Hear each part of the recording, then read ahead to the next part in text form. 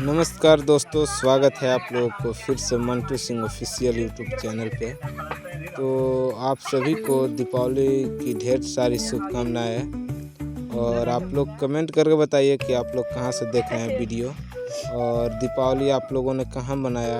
हम तो अपने घर पे मनाए अपने पूरे परिवार के साथ, पूरे मोमबत्ती और दिए के साथ, आनंद के साथ रंगोली बनाकर घर में दीपावली पूजा का महोत्सव मनाया।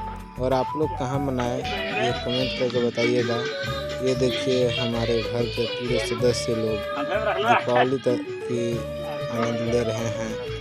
मोमबत्ती के साथ साथ दिए का भी उपयोग कर जला रहे हैं, और ये देखिए रंगोली बनाकर भी आनंद ले रहे हैं। और पूरे परिवार ने मिलकर काफ़ी अच्छे रंगोली का भी पेंटिंग हुआ था, और नाइट में पूरा अच्छा लग रहा था। ये देखिए मोमबत्ती भी जला हुआ है और दिए भी जलाए हुए हैं, और ये रंगोली बनाया गया था जो कि हमारे घर के पास था।